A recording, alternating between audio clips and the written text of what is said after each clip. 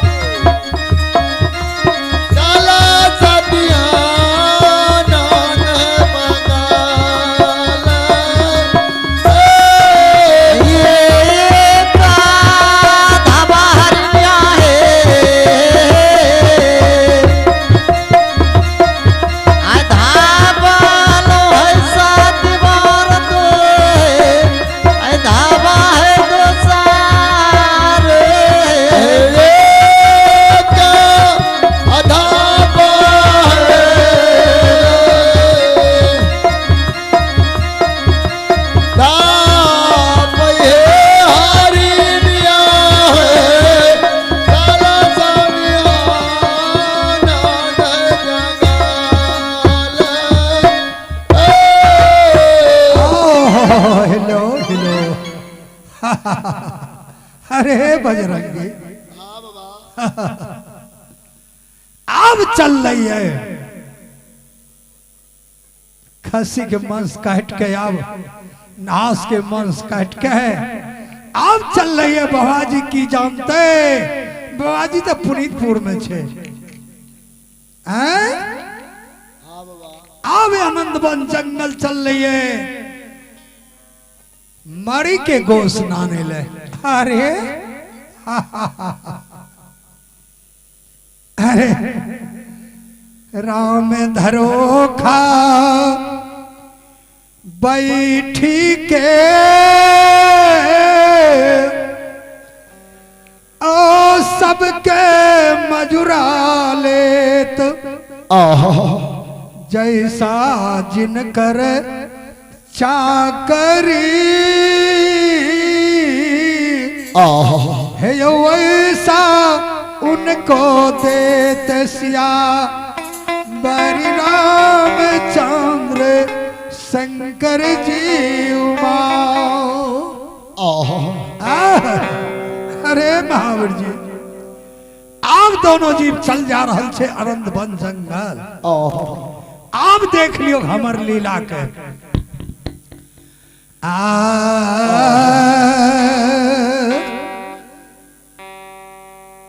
अब देख लियो लीला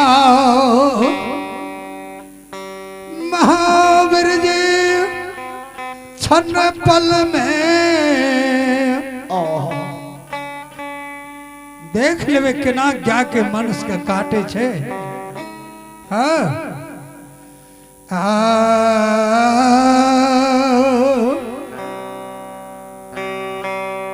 माया के रामाया रूपी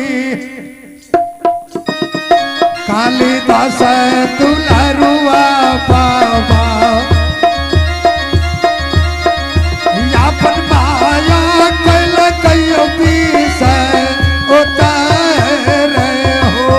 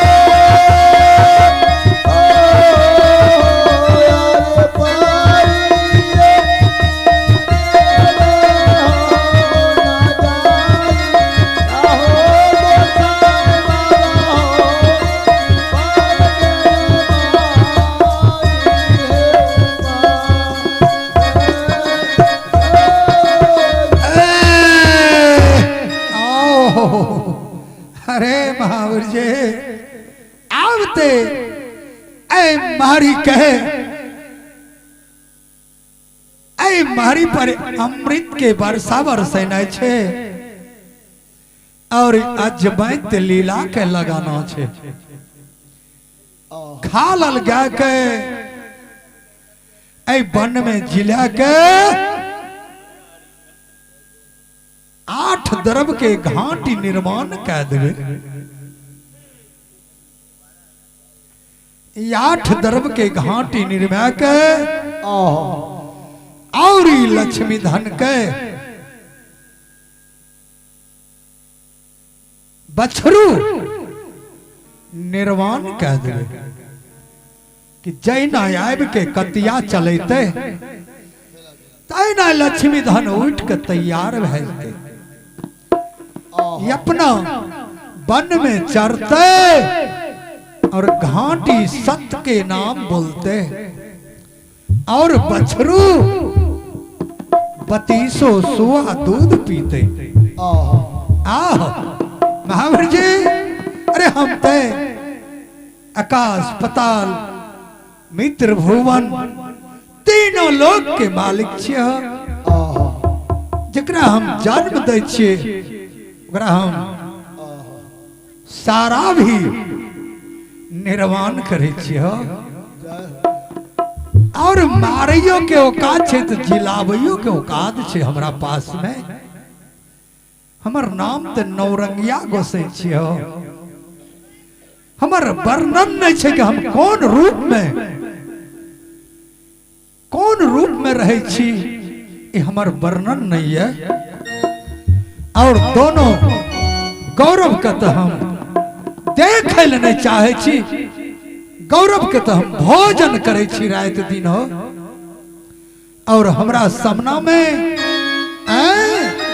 बाबा जी दाढ़ी बढ़ा के बौकरा संग में छुछुर मोहा। अरे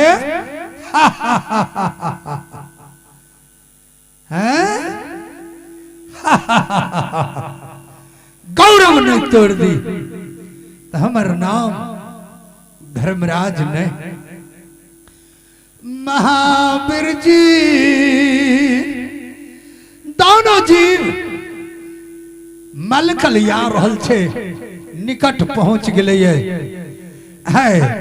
दोनों जीव के गौरव तोड़ देवे कि देखिए केना के मारी के मन से काटे चा करे जी।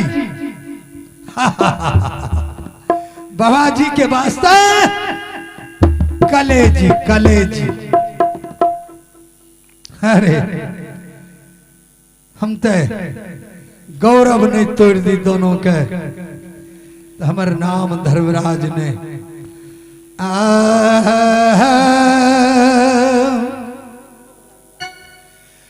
महावीर जी